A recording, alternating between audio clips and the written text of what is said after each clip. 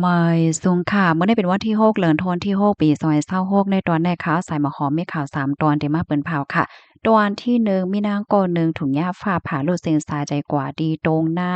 ที่วานเขานั่นหลักๆไล่ๆค่ะนะเดี๋ยวครับโตมานั่งในฝั่งลิ้นไว้หมอก3ปีในเหี่ยวก็จังก้อยเฮียนหลูต้านปันเนี่ยว่าข่าวเงาเที่ยงโหนึงค่ะนี่ก็มีคนก้อหนึ่งสั่งซื้อยาลดย่อมน้ำหนักมาตั้งออนไลน์เพราะว่ามากินยอกอ เฮ็ดให้มานั่งในรู้สึกสาใจกว่าเนี่ยค่ะออลอกในก็ตั้งฝ่ายหมอยาเขาออกมาปั่นฟังเติ้นเนี่ยค่ะข่าวเงาเที่ยงโหนึงค่ะเนี่ยก็พมิปนพรเขาเอาตั้งพิษอันเป็นขหาบการโคนห้ามนั่นก็พมิปนพรป้าเจ็มได้นาป้อยจ้าอันมีรองเกี่ยวควางคับขึงเฮ็ดออกปันไวเกิดระหว่างแขและระหว่างก้นเมืองคมตุ้มไหลเจ้อในค่ะออนตั้งเปิ้นได้ก็เฮาคามาถ่อมด้วยข่าวโหในค่ะมีนางยิงโกหนึ่งถุงยาฟ้าผ่าถึงที่ป้อรู้เซ็งสาใจกว่า เมื่อวันที่5เดือนธันวาคมที่6ปี2026เข้ายามกลางวัน12โมงค่ะผมมีปุนพรโฮงปลิกพี่บุญรักและดังฝ่ายจอยเถียมเพเขาไล่หาบตึงลาดว่ามีก้นหวานถุงยาฟ้าผ่าลูกสิงสาใจดีตรงหน้าหวานนายมหมู่ดี4ค่ะเจอเว้งพี่บุญรักเจดอนโอดอนธานีเมืองไทยไว้หลังใส่เลยหับตึงลาดยอกอและลงเปิ้นตีเสียวก็กว่ากดทัดด้วยค่ะเพราะว่ากว่าถึงเหย้าเนี่ยก็ครบทบหันคาบโต นางก็หนึ่งรู้สิงสาใจว่าอยู่ค่ะเนาะนอนก้มหน้าอยู่กลางตรงหน้าเฮ็ดจั่งใดอ้อ อันไล่ตองไล่ถามเสียวก็ไล่ฮู้ว่ามานั่งในจื้อฮ้องว่านางออนอนงอายุไล่57ปีค่ะคิมฮอมนั่นเนี่ยก็คบทบหันก็เป็นโพค่ะเนาะก่อนนางให้ฮ้องๆไห้ๆอยู่มองอกมองใจนั่นน่ะเนาะไล่กดทัดด้วยค่ะเนาะจ้อมคับโตว่าสังว่าเฮ็ดจั่งใดไหนก็ไล่ฮู้ว่ามานางเนี่ยรู้สึกสาใจกว่าเนาะทางฝ่ายญาติพี่น้องเขาเปิ้นก็มีรวงทางเทิมอีหังเนี่ยค่ะกำนั้นแลทางฝ่ายภูมิพลพรเขาเนี่ยก็ไล่มอบ อันคับโตเนี่ยปัญญาติพี่น้องกว่าเฮียนหลูด้านปันจำหนองเฟิงทุ่งศาสนามีนั่นเฮ็ดจังไหนอ้อข้าวย่ำสืบมาในญาติพี่น้องเนี่ยก็เลยเอาคับโตนางออนอนงเนี่ยค่ะกว่าวัยดีวาดยองเจริญพัฒนารามวานนายมหมู่ที่สี่มีกวนวานคณะอ่อนกันมากเขาโฮมจอยในปังหมาสาวาสวาเจ้าไนายเฮ็ดจังไหนอ้อ นายโสภาค่ะใครเนว่ามั่นใจและดังก็เป็นเม่เนี่ยไลค่ายลูกดีในหมู่หวานเหี่ยวก็มาเฮ็ดเถียงหน้าสิอยู่ที่ในเถียงหน้าอยู่ในตรงหน้าในขึงหมอก1-2 ปีจังเนี้ยว่าก็เพราะว่าจื้อเขาในโหลลุ่มลาดด้วยถึงโวประโยคก็ลุ่มลาดด้วยถึงลูกจ้ายบุญธรรมอายุหมอก40ปีอันนี้ก็ย่าเพกึ่งกลางเหี่ยวก็ถึงตีเฮ็ดให้เป็นก้นตี นอนว่าอยู่เหนือกูนั่นขนาดเนาะเป็นเหมือนจั่งหนังว่านอนว่าอยู่เหนือกูเฮ็ดจั่งเนี้ยค่ะแลอันตาก็หมอดทั้ง2ฝ่ายมาหึงข้าวตั้ง20ปีและเจ้าในเหย้ามื้อแต่มันได้แต่ก็แหนไหลหันฟ้าร้องฟ้ารับสึงมาเหมือนจั่งว่าฝนได้ตกลงมาว่าเฮ็ดแหน่เนาะ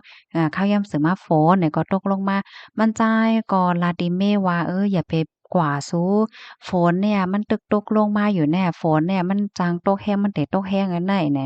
ก้อยกะว่าก็เป็นเมซ้ำลาดว่าดีกว่าด้วยกาอีกหนึ่งกาเขาอะเนาะ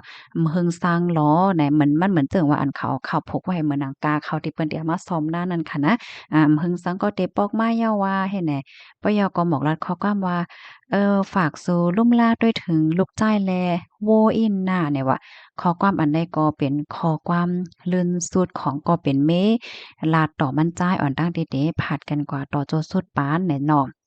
วายหลังเสก็เป็นเมเนาะไปตากฝนออกกว่าเฮ็ดจั่งใด มือพ้องดีมั่นใจเนี่ยก็ตึกลมลาด้วยถึงลูกจ้าอยู่ดีเถียงหน้านั่นอยู่ๆเนี่ยก็เลยยินเสียงฟ้าผ่าลงมาเคียงน่ะเนาะหนึ่งกำไหนค่ะนะยินกำไม่จังแหนกำได้อยู่ๆในเคียบหางอันก็เป็นเมฆอันที่ว่างไว้อยู่ดีตู้เย็นที่เถียงหน้าเขานั่นค่ะนะก็อย่าตกลงมา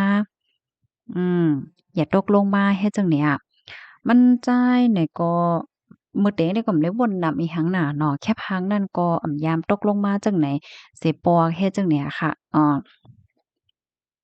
เพราะว่าฝนเนี่ยมันแต่เหิดยาวเนาะน้องเขยน่ะก็เลยคลิปแนตเรียนมาลาติมั่นใจว่า เอ่อเมสูในถุงยาฟ้าผ่าเหย้านะไหนเผื่อว่ามั่นใจเลยถ่อมไรยินจึงนั้นย่อก็เป็นอันตกอกตกใจเต้ว่าเหี่ยวก็หีบแนดแลนกว่าต้วยเผื่อว่ากว่าต้วยเนี่ยก็ฮบทบหันเมมั่นใจนั่นนอนเหี่ยวก็รู้สิ่งสายใจไว้อยู่ไหนคะมั่นใจไหนก็มองอกมองใจเต้ๆวาๆเฮ็ดจังไหนอ้อเมื่อพ้องดีเมมั่นใจกว่านั้นค่ะนะว่าได้เป็นโฟนว่าสายข้อมุงคุยว่า อีหังว่าจังไหนแน่เอาติดจับโตกว่าหังเฮเมียวเนี่ยเนาะยันก็เพราะว่าเจอเขาเนี่ยก็โกลองฟ้าผาในอยู่ยาวเฮ็ดเนี่ยนะก้อยกะว่าอำทางอำเทิมเสไลเกิดขึ้นเปิงเป็นจึงนั้นกว่าจังไหนอ้อลาเทียงว่าญาติพี่น้องผู้เฒ่าผู้แก่ในหมู่วานแลตั้งปอมจันตาค่ะเนาะเปิ้นก็เลยอบโอ้กันเกี่ยวกับเรื่ององการเฮียนต้านปันคับโตนางก็อันเซ็งกว่าในเนี่ยค่ะจ้อมหนังฟิงลองตั้งหยุ่มยำเมื่อกาก่อนป่นมาแต่ก็หยุ่มว่าก้นที่อันย่าฟ้าผ่าแหวก็รู้สึกสายใจกว่าในมันอำเป็นจ้อมหนังสภาวะก็เปิ้นนั้นแลอำไปจางเฮียนโหลต้านปัน กำเหลียวในเอาก้วยกาวาเตเอาคาบโตแน่กว่าฟังลินไว้หมอก3-5ปีในยาวกว่าจังแกวเอามาเฮียนโหลดด้านปันกว่าจำหนองเฟิงทุ่งศาสนามีนั่นในออคอมมอนตอนในคาลิปีมาที่ห้องการข่าวสดออกไว้ค่ะพี่น้องค่ะทอมข่าวโฮในเฮาหันถึงจังหือพองค่ะเกี่ยวเลยลวงก้นที่อันยาฟ้าผายรู้สึงสาใจกว่าในเพราะว่าเฮาคามาด้วยจอมหนังข่าวเงาในตีหนึ่งเลยตีหนึ่งก็ยุ่มอำเหมือนกันค่ะเนาะตั้งปอตอนเปิ้นตีพี่น้องข่าวคาโลฮัมมีลองตั้งยุ่มยำจังหือพองปันตาหันถึงบ้านไลเนี่ยค่ะอ้อลูกดีข่าวเงาโหได้เสแลกำในเฮาคามารับถมด้วยข่าวเที่ยงตอนหนึ่งค่ะ มีนางก่อหนึ่งเนาะซื้อยาลดหย่อมน้ำหนักมาทางออนไลน์เพราะว่ามากินเนี่ยก็รู้สึกกว่าแหน่เมื่อวันที่4เดือนธันวาคมที่6ปี2026ในค่ะอยู่ดีมอยาหลงสมิทธิ์นะคะโรงยารามาธิบดีเนาะก็ไล่เตรียมต่างลาดเกี่ยวกับไประวังมีนางยิงก่อหนึ่งกึ่งกลางเหี่ยวก็รู้สึกสาใจกว่า ไหว้หลังเสกินยาลดหย่อมน้ำหนักที่อันซื้อมาตั้งเฮิรนสีลำตอกๆค่ะเนาะตั้งออนไลน์นั่นค่ะน่ะตั้งฝ่ายมอยาเขาเนี่ยก็ลาดว่าย้อนฟ้างตื้นถึงปานก้นวานก้นเมืองว่านางก็อันเซ็งกว่าในและรับรองยืนยันแตกแรงยาวารู้เซนสาใจกว่าย้อนก็เพราะว่ายาลดหย่อมน้ำหนักเฮ็ดจังไหนอ๋อก็เพราะว่ากดธาตุโทหันสารไซโบทรามินที่ในเลิศค่ะในก็เป็นสารที่อันเฮ็ดให้หัวใจในมันเต้น เป็นปกติน่ะเนาะถึงตีรู้สิ่งสาใจลายเฮ็ดไหนยาดีอันนั้นนั่นกินก่อนนั้นมันมีอยน่ะค่ะก็มันแลแค่ย้อนปันฟ้างเติ้นถึงปันพี่ๆน้องๆเฮาเขากกอกกวนค่ะย้อนก็เพราะว่ายาลดหย่อมน้ำหนักเซียนอันในไหน